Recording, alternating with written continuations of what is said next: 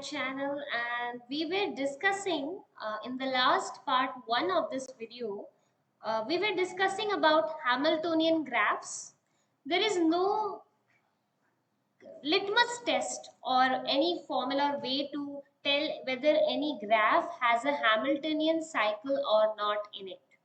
But there is a sufficient condition. This is not necessary, but a sufficient condition when the degree of the graph, all the vertices, all the n vertices have degree greater than equal to n by 2. If every vertex has satisfied this condition, then there is a sufficient condition. Okay, so for proving the sufficient condition of Or's and Dirac's theorem, we needed two results. In the first part of the video, we saw a result on connectedness. If the degree of all the vertices in a graph is greater than equal to n by 2, then you can tell definitely it is connected. It is always connected. Always connected. Okay.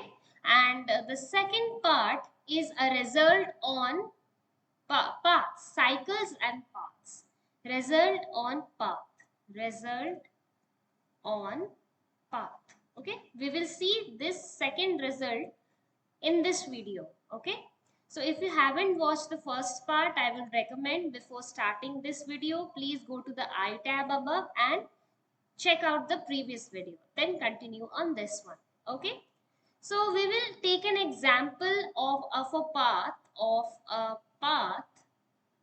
of length 4, of length 3. Length 3 means number of edges is 3 in the path. So it has to be a P4. Path on 4 vertices will have length or edges 3. Let us see. 1 edge, 2 edge, 3 edge. This is a path of 4 vertices. Okay, we will label the vertices X, Y, Z, W.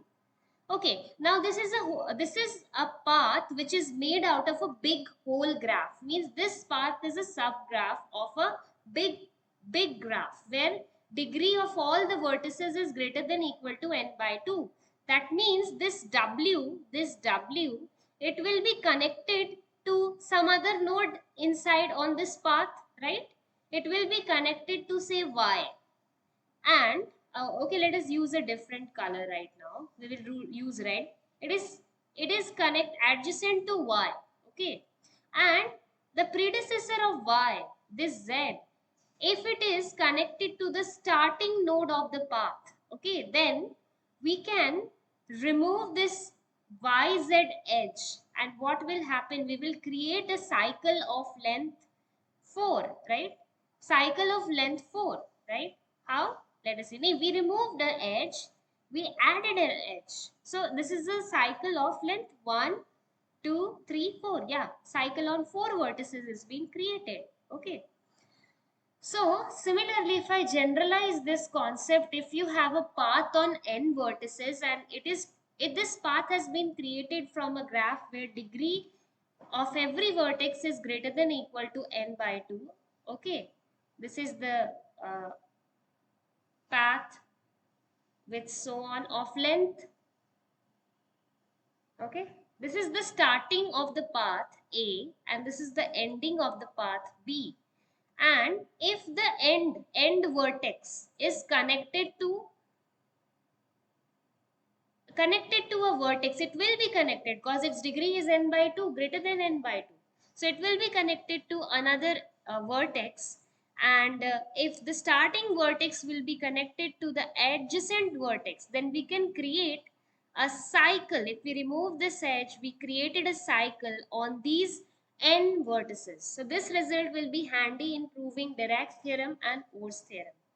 There is another result, okay, on cycles. Okay, let us create a sample graph. Okay, let us create a sample graph like this. Wait, I will take the graph from here.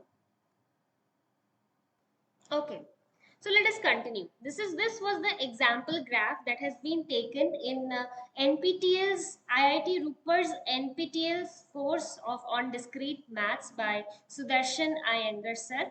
Okay, so this is the example graph, and we can see over here that we can create a cycle, okay, on k vertices, and this cycle on k vertices, and this k is less than the number of vertices in the original graph. Okay, so let us see this.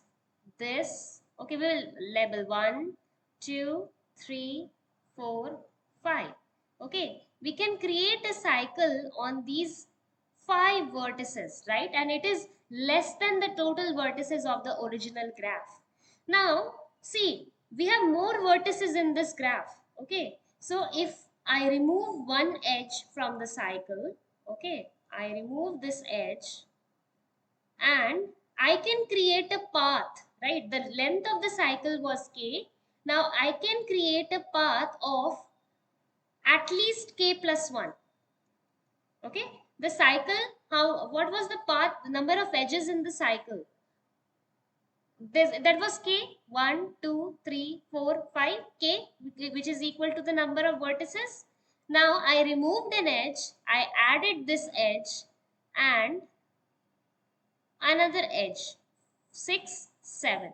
Okay, so that means I can create a path. If I remove from a cycle, I remove an edge, and I can create a path of length k plus 1 at least if there are more vertices on this original graph. Okay, these are the two results which will come handy in proving Dirac's theorem and Or's theorem. Hope you like this video, share it with your friends, subscribe to my channel, and stay tuned for more discrete math videos. Keep exploring and just be better than you were yesterday. Thank you, bye bye, and take care.